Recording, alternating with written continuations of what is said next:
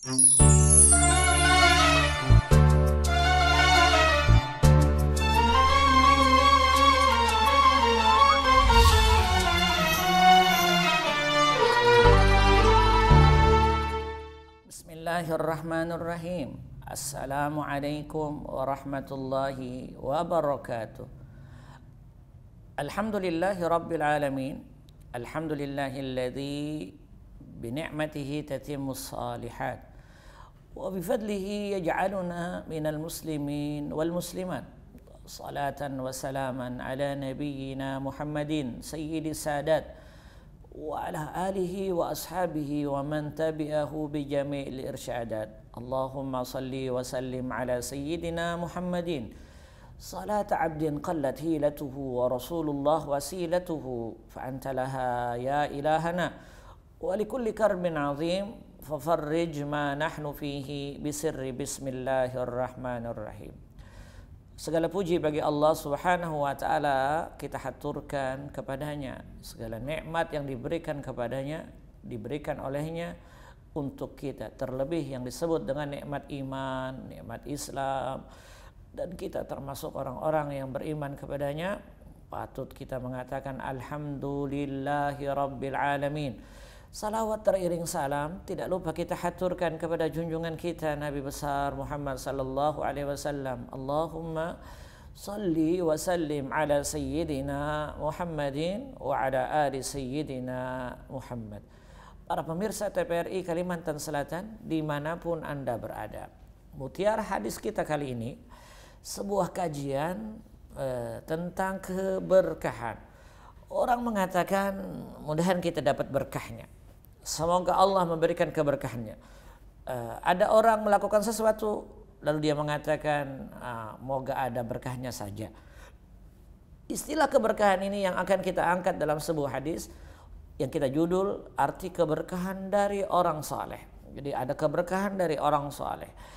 Bekas-bekas yang dilakukan orang saleh atau sesuatu yang merupakan satu keistimewaan kemudian yang dilakukan oleh orang saleh kita lakukan pula, maka itu yang disebut dengan keberkahan. Hadis yang kita tukir hari ini adalah hadis dari Imam Al-Bukhari, hadis riwayat Imam Bukhari. Kita baca hadis ini sebelum kita jabarkan secara menyeluruh. Haddatsana Abdullah bin Maslamah. Pertama, haddatsana Abdullah bin Maslamah. Haddatsana Abdullah ibnu Maslamah haddatsana ibnu Abi Hazim an abihi an Sahal radhiyallahu taala anhu. Artinya antara Imam Bukhari pada hadis ini kurang lebih sebanyak 4 perawi. Pertama, haddatsana Abdullah bin Maslamah. Imam Bukhari bertemu dengan Abdullah bin Maslamah, seorang tabi'in, kemudian Abdullah bin Maslamah bertemu dengan Ibnu Abi Hazim an abihi, 3 an Sahal ibnu Sa'ad. Sahal bin Sa'ad adalah sahabat Rasul sallallahu alaihi wasallam. Jarak antara Imam Bukhari kepada Nabi kurang lebih 4 perawi yang disebut dengan hadis rubaiyat. Namanya rubaiyat adalah hadis yang diriwayatkan jeda antara Imam Bukhari kepada Rasul adalah 4 orang. Ini disebut dengan rubaiyat. Jadi ada sulasiyat, ada 3 minimal, ada rubaiyat, ada khumasiyat, ada sudasiyat, ada subaiyat, ada sumaniyat, ada tus'uiyat. Jadi sampai 9, lebih daripada itu tidak ada. Nah, lalu dikatakan bahwa siapa yang bercerita? Sahal bin Sa'ad. Beliau mengatakan an Sahal ibnu Sa'ad radhiyallahu taala anhu ardah. Semoga Allah meridai Sahal. Berarti ini redaksionalnya adalah dari Sahal dalam menceritakan kejadian yang ada pada zaman Rasul sallallahu alaihi wasallam. Anna imra'atan ja'atin nabiyya sallallahu alaihi wasallam bi burdatin mansujah, yakni bi burda. Imra'atan ja'at ila nabi lituhdi burdatan mansujah fiha hashiyatuha atadruna mal burdah qalu syamlah, yani atadruna mal burdah, qalu syamlah. Qala na'am. Qalat nasajtuha biyadi, yani nasajat imra'atun biyadiha, nasajtuha biyadi, faji'tu li aqsukaha, yani faji'tu li uhdika ya Rasulullah hadhihi burdah mansujah. Fa'akhadhaha an-nabiy sallallahu alaihi wasallam muhtajan ilaiha, yani Nabi akhadhaha wa albasaha. Fakharaja ilaina wa innaha izaruha fahassanaha fulanun, yani faqala ma ahsana hadhihi siyab li Rasul sallallahu alaihi wasallam. Faqala uqsuniha ma ahsanaha. Qala al-qaum, yani qala ahaduhum ma ahsanta labisaha an-nabi sallallahu alaihi wasallam muhtajan ilayya. Summa sa'altahu wa 'alimta annahu la yaruddu, yani la yaruddu su'al. Qala inni wallahi ma sa'altuhu li albasahu, inna ma sa'altuhu litakuna kafani. Qala Sahal fakanat kafanahu. Hadis riwayat Imam Bukhari. Diceritakan bahwa hadis ini diambil dari Sahal bin Sa'ad. Sahal bin Sa'ad adalah sahabat Rasul sallallahu alaihi wasallam, termasuk yang disebut dengan perawi Ma'mar atau perawi yang berumur panjang. Ma'mar, Sahal ini beliau lahir 8 sebelum Hijriah. Artinya ketika Nabi menerima wahyu sudah 3 tahun, Sahal bin Sa'ad sudah menerima atau beliau baru dilahirkan, karena beliau dilahirkan 8 tahun sebelum hijrah. Nabi hijrah tahun ke-13. Maknanya 13 tahun kalau kita lihat, berarti ketika Rasulullah SAW berumur 42 tahun Sahal lahir. Nah, Sahal beliau meninggal pada tahun 91 Hijriah di Madinah. Termasuk sahabat yang meriwayatkan hadis, dan beliau termasuk orang yang berumur ratusan tahun. Jadi Sahal termasuk orang sahabat yang berumur panjang. Dia 110 tahun umurnya. Dia wafat dengan umur 110 tahun. Sahal meriwayatkan hadis kurang lebih dari Nabi Muhammad SAW, kurang lebih 188 hadis. Hadisnya hanya 188, tapi hadis ini tersebar luas. Di antaranya tabi'in yang mengambil kepada Sahal adalah Shihabuddin Az-Zuhri. Al-Imam Shihabuddin Az-Zuhri mengambil hadis kepada beliau. Begitu pula Abu Hazim sebagaimana yang kita katakan tadi, Abu Hazim ada tabi'in, wa ibnuhu, anaknya pun mengambil kepada Sahal. Begitu pula Sa'id bin Musayyab, kemudian dan yang lainnya mengambil kepada Sahal. Ini orang-orang yang mengambil kepada Sahal. Dia termasuk golongan dari muhaddisin yang berumur panjang. Sahal meninggal dunia pada tahun 91 Hijriah pada umur kurang lebih 101 tahun. Ada yang mengatakan 110 tahun. Nah, hadis ini diriwayatkan oleh Sahal redaksionalnya. Lalu bagaimana redaksi hadis secara menyeluruh, apa yang terjadi dalam cerita Sahal, kita akan lanjutkan hadis ini setelah yang satu ini. Nah, dia bosan dengan pekerjaannya. Kenapa? Senantiasa pekerjaannya memuji pejabat-pejabat yang pada hakikatnya pejabat tersebut dipuji tidak sesuai dengan tempatnya.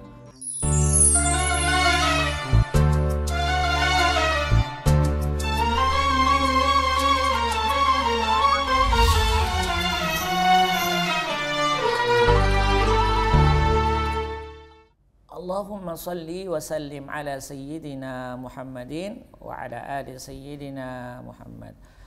Para pemirsa TPRI Kalimantan Selatan dimanapun Anda berada, hadis dari Sahal ini menceritakan tentang seorang perempuan. Diceritakan anna imra'atan ja'at an-nabiy sallallahu alaihi wasallam, seorang perempuan datang kepada Rasul sallallahu alaihi wasallam. Tidak disebut siapa namanya.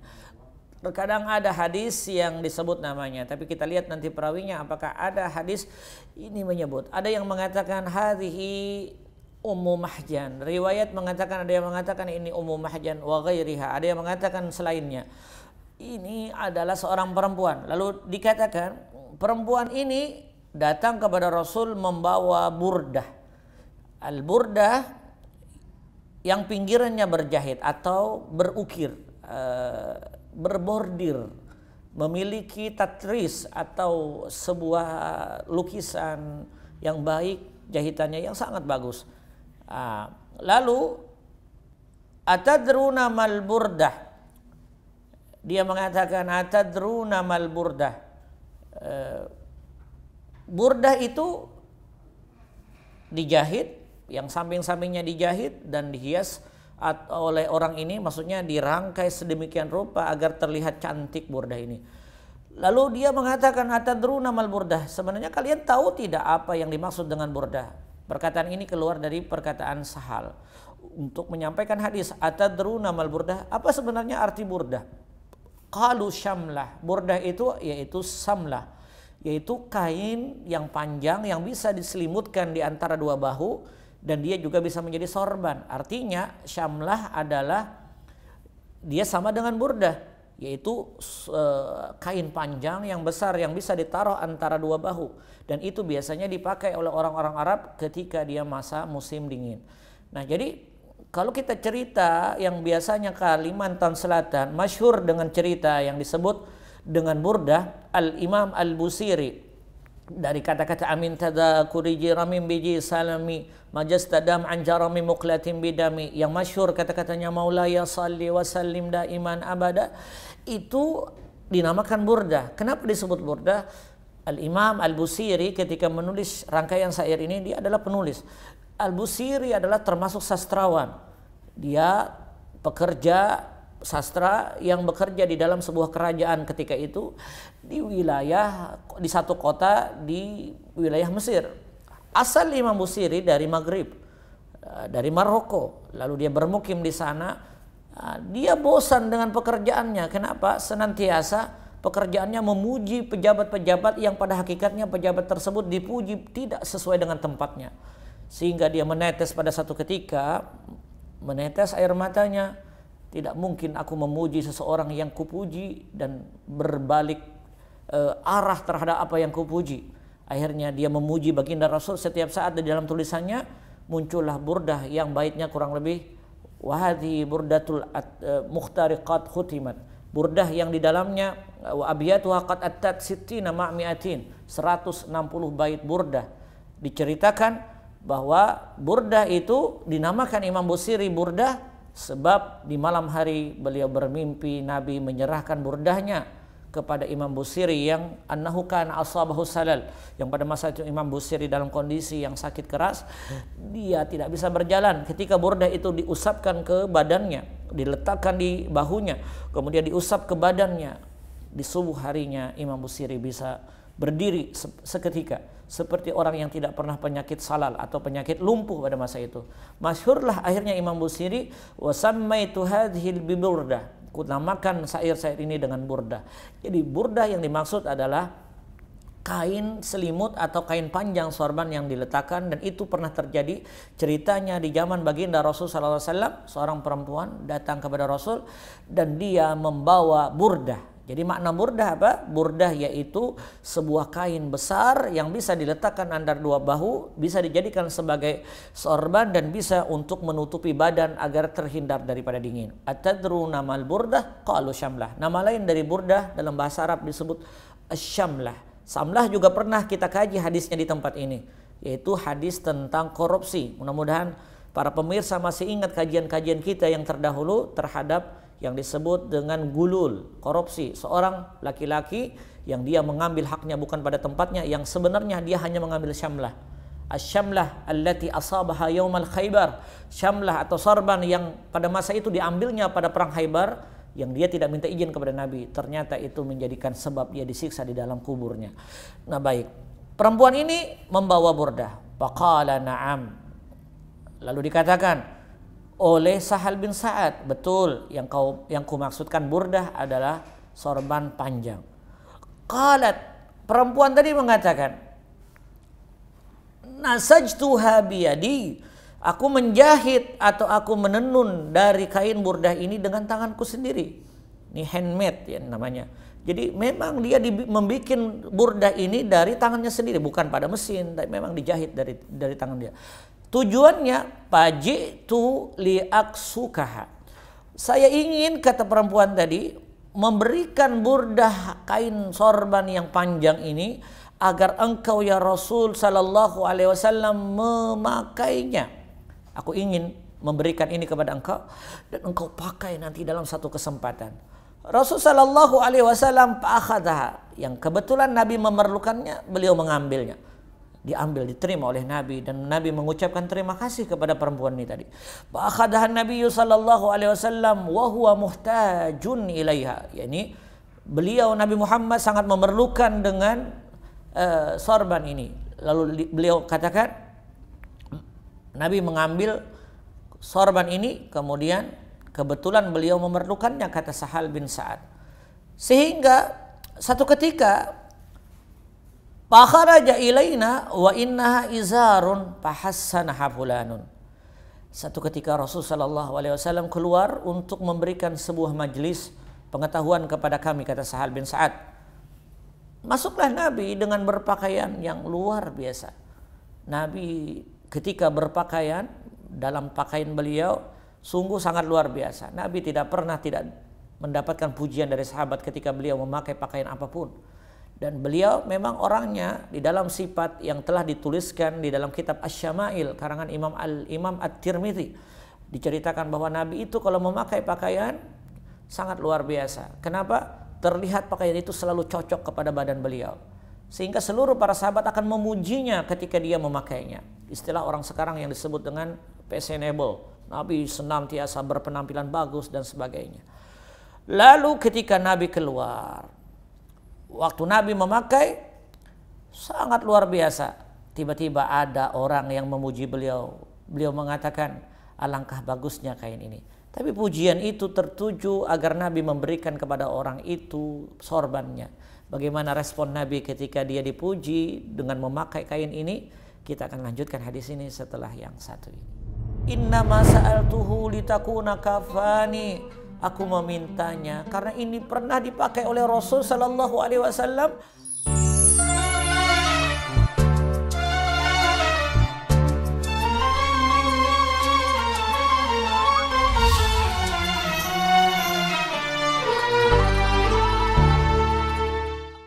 Allahumma salli wa sallim ala sayyidina Muhammadin wa ala ali sayyidina Muhammad. Para pemirsa TPRI Kalimantan Selatan dimanapun Anda berada, perempuan ini setelah memberikan kain burdahnya, saya sebut burdah yang dimaksud sorban besar panjang yang diberikan oleh perempuan ini, dipakai oleh Nabi dalam sebuah majelis. Lalu pajalasan Nabi fil majelis, Nabi luar biasa memakai pakaian ini. Di antara mereka ada yang memuji, ma ahsanaha, sungguh sangat luar biasa Nabi memakai. Faqala na'am, lalu dikatakan oleh sahabat, betul. Fajalasan Nabi bi majlis summa raja'a fatawwaha summa arsala biha ilaiha. Lalu ada orang yang memujinya. Faqala lahul qaumu ma ahsanta. Lalu orang yang memuji kepada Rasul sallallahu alaihi wasallam itu dikatakan kepadanya, jadi sahabat yang melihat pujian itu, mendengar pujian itu yang keluar dari seorang laki-laki, dia katakan, kenapa kau puji Nabi? Andai kata engkau memuji Rasul sallallahu alaihi wasallam, dia pasti akan memberikan pakaian yang dipakainya kepada engkau. Lebih sahat Nabi, sedangkan Nabi suka memakainya. Bahkan muhtajan ilaiha, Nabi sangat memerlukan pakaian tersebut. Kenapa engkau puji baginda Rasul sallallahu alaihi wasallam yang andai kata kau puji pasti Nabi memberikannya? Summa sa'altahu, bahkan engkau mengatakan engkau memerlukannya. Wa alimta annahu la yaruddu sa'ilan. Kau tahu bahwa Nabi itu ketika diberikan, ketika engkau meminta, ketika kita meminta, siapapun yang meminta, la yuraddu, dia tidak akan menolak terhadap permintaan tersebut. Faqala, rupanya orang yang mengatakan memuji Rasul sallallahu alaihi wasallam ini, dia merasa bersalah terhadap pujiannya, sehingga mengatakan, inni wallahi ma sa'altuhu li albisaha. Lalu dia katakan, laki-laki ini mengatakan seperti orang yang tersalah di hadapan para sahabat, minta maaf demi Allah, katanya, demi Allah aku meminta, aku mengatakan itu memuji kepada Rasul, bukan aku ingin memakai pakaian tersebut, burdah yang diberikan perempuan tadi, agar aku memakainya. Tidak, demi Allah aku tidak maksudkan adalah untuk memakainya. Innama sa'altuhu litakuna kafani. Aku memintanya karena ini pernah dipakai oleh Rasul sallallahu alaihi wasallam.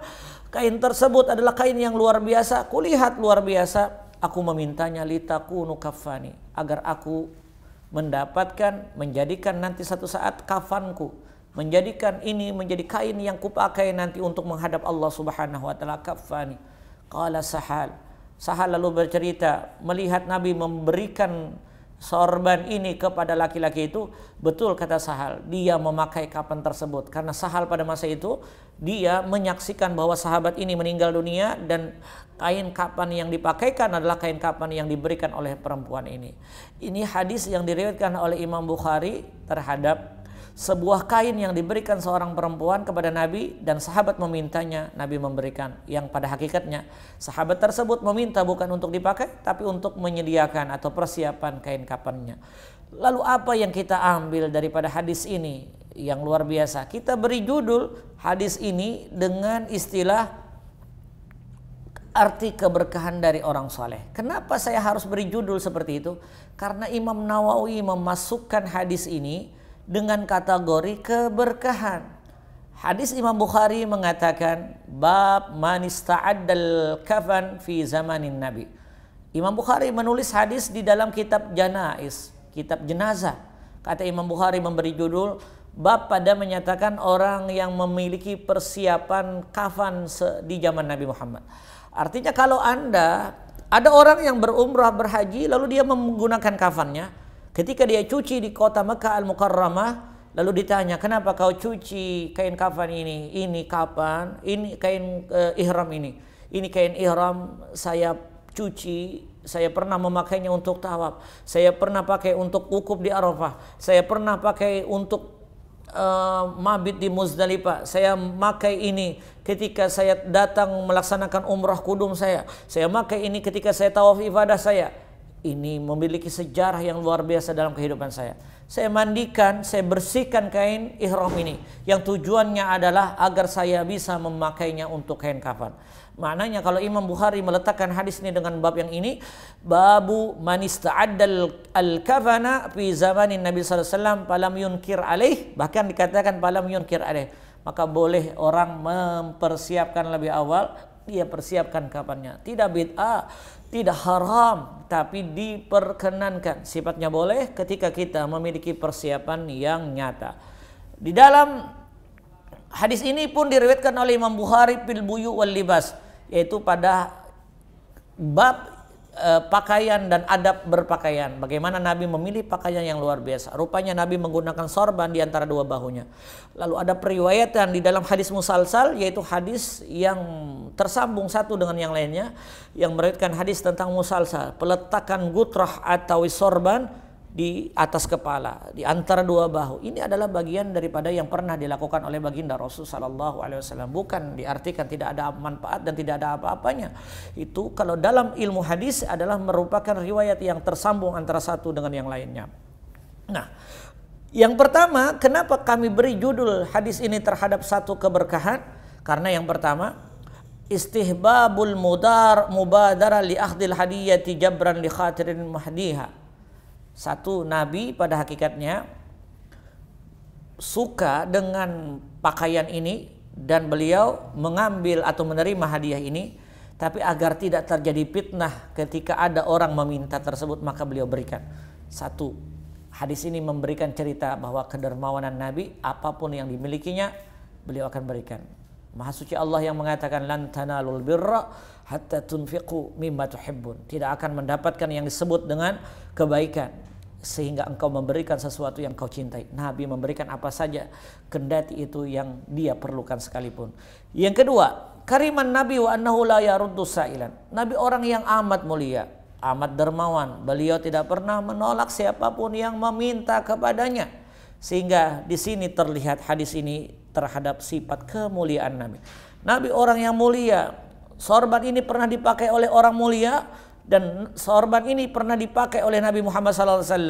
Sehingga kata Imam Nawawi di dalam hadis ini pensarahannya, Jawazu tabarruk bi atharis salihin. Ini menyebabkan bolehnya kita mengambil keberkahan dari bekas-bekas orang saleh. Kenapa sahabat ini mengatakan inni wallahi sa'altuhu li albisaha. Demi Allah aku meminta kepada Nabi bukan aku untuk memakainya, tapi tujuanku adalah innama sa'altuhu, innama adatu hasrin. Dalam bahasa Arab, hanya aku meminta kepada Rasul litakunu kafani, untuk menyebabkan aku memakai kain kafan. Maknanya laki-laki ini, orang ini meminta kepada Nabi agar mendapatkan keberkahan dari kafan atau kain yang pernah dipakai oleh Nabi dan dia gunakan untuk kafannya. Sehingga judul ini diberikan oleh Imam Nawawi dengan bahasa jawazu tabarruk bi atharis salihin. Dibolehkan kita mengambil bekas-bekas orang saleh. Dari bekas-bekas orang saleh tadi dipakai. Bahkan seorang sahabat Bara' bin Azib, dia pernah memakai sebuah keledai yang pernah dipakai oleh Nabi. Dan keledai itu berbau wangi karena bekas dari baginda Rasulullah SAW. Yang terakhir adalah zawazu i'dadu syai'in qabla al-hajat ilaihi. Dibolehkannya kita mempersiapkan sesuatu sebelum kita mendapatkannya, seperti mempersiapkan kapan sebelum datang kematian. Mudah-mudahan hadis ini memberikan gambaran kepada kita arti keberkahan itu diantaranya juga ada datang dari orang-orang saleh. Aqulu qauli hadza wa astaghfirullah li wa lakum wa lisairil muslimin fastaghfiruh innahu wal ghafurur rahim.